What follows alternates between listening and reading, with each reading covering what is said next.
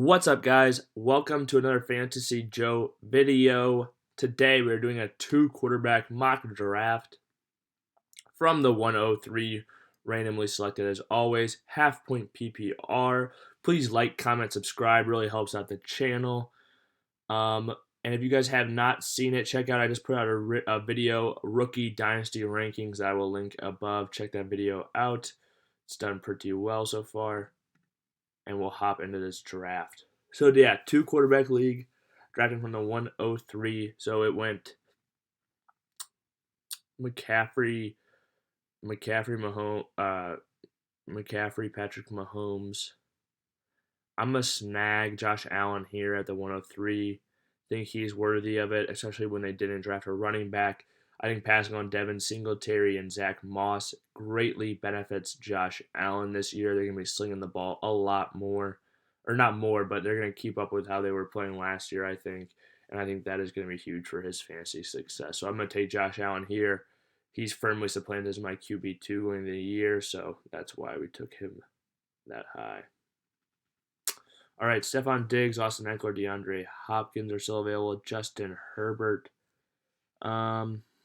I'm going to snag Stefon Diggs and get the stack between Stefon Diggs and Josh Allen. Get that Buffalo connection going. As I said, I believe greatly that they're going to keep throwing it, and I believe greatly in the connection between Josh Allen and Stefon Diggs. Only have 4 picks to wait. I did think about Austin Eckler here, but to get the stack, I'm going to take these two guys and get it going. DeAndre Hopkins, Antonio Gibson still available. Myles Sanders, Clyde Edwards-Hilaire's down there. I'm going to take Antonio Gibson here, get my RB. I think he's going to do some major things in the passing game this year. A lot of good running backs on the board after that pick. DeAndre Swift is still left. Tom Brady, Joe Burrow, Matt Ryan. I'm going to try to snag one of these players, or another running back or another wide receiver, and then hopefully get Matt Ryan in the next round. Think he could do big things this year with all the weapons that he has. I wouldn't be opposed to Joe Burrow either. With already having Stefon Diggs, I think I would consider Julio Jones here.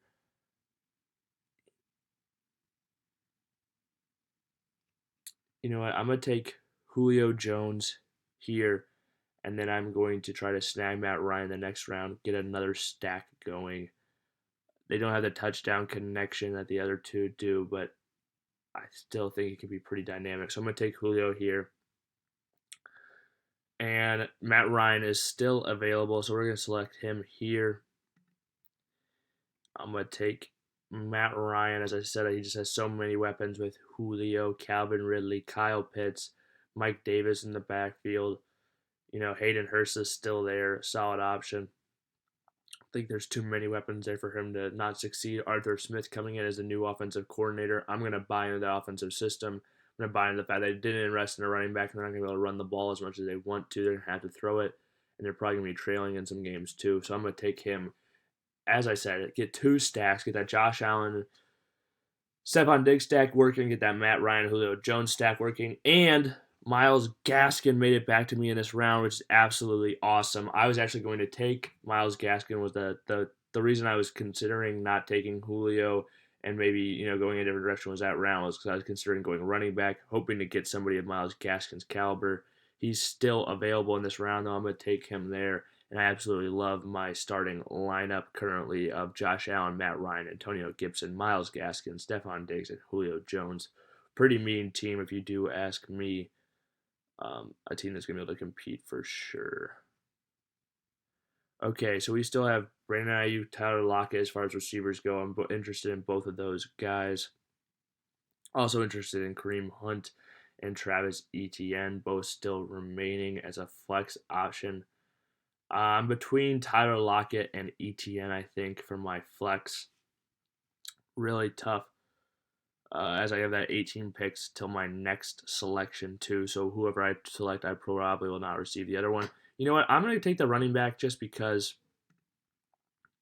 I'm not really going to get a chance to take I can get another wide receiver late. I'm not going to be able to get I will not be able to get a running back of the same caliber later in the draft. So I'm going to take Travis Etienne here, fill in my flex spot with a quality starter. And what's that on?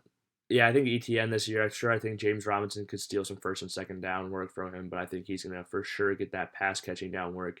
I think he's already got that connection established with Trevor Lawrence, and I think he will end up with more touches than James Robinson does at the end of the day. So I think he is a huge, could do some big things for fantasy. And you're able to get him a decent spot in most drafts because there's a little bit of some pessimism placed on him.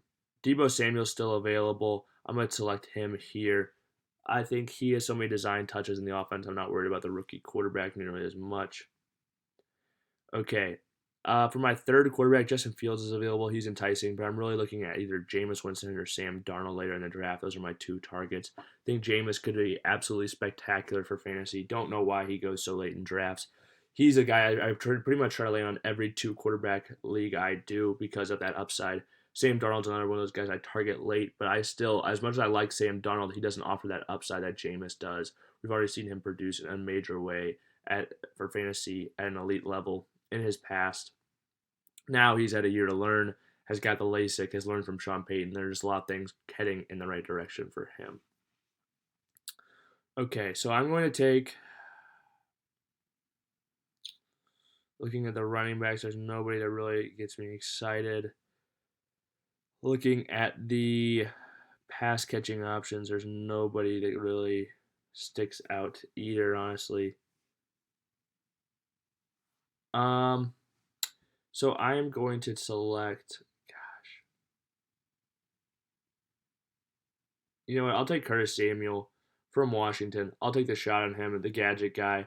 I think he can be successful in that offense. He's also an explosive playmaker. I think they're going to give him the ball.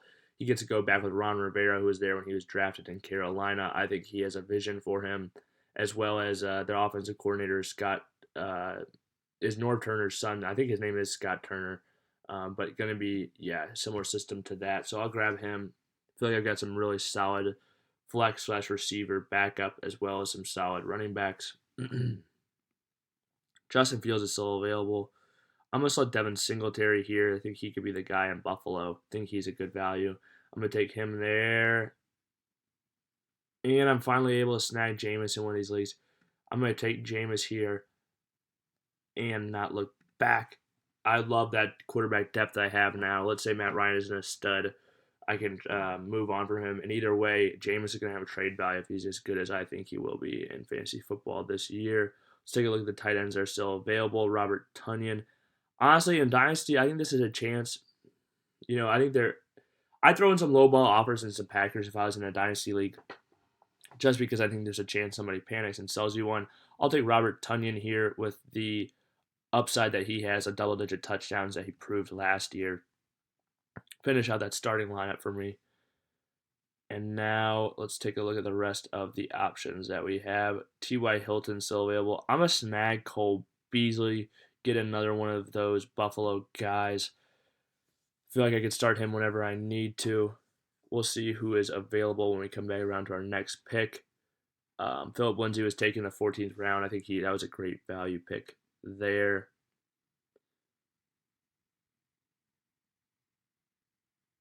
Looking at the guys that are still available, we have three more bench spots left. I'll take Salvon Ahmed on the chance that he ends up being, more of the starting role in Miami than we think he will be. We'll breeze through these last picks.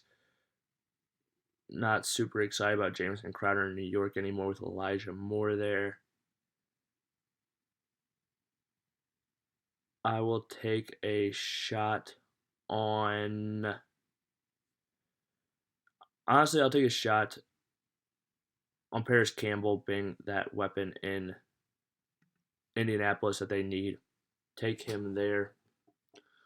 Moving on to our next pick, we have... And I'll take Henry Ruggs for the upside. He could be the number one receiving option, or number one receiver, in Oakland. So let's move over to the team. We've got Josh Allen, Matt Ryan, Antonio Gibson, Myles Gaskin, Stefon Diggs, Julio Jones, Robert Tonyan, Travis Etienne, Deebo Samuel, Curtis Samuel, Devin, Singletary, Jameis, Winston, Cole Beasley, Salvon, Ahmed, Parris, Campbell, and Henry Ruggs III. If you guys have made it to this point in the video, please like, comment, subscribe. I like the way this team turned out. I really feel like I get good value with all the quarterbacks. I feel like I was able to fill out the rest of my bench pretty well, taking quarterbacks pretty early, especially using that first pick on a quarterback when I could have snagged one of those big-time running backs early. If you guys made it, thank you guys for watching. Please drop a like on this video. Really helps out the channel. Please subscribe. Really helps out the channel. I'll respond to all comments as always. I'll see you guys next time.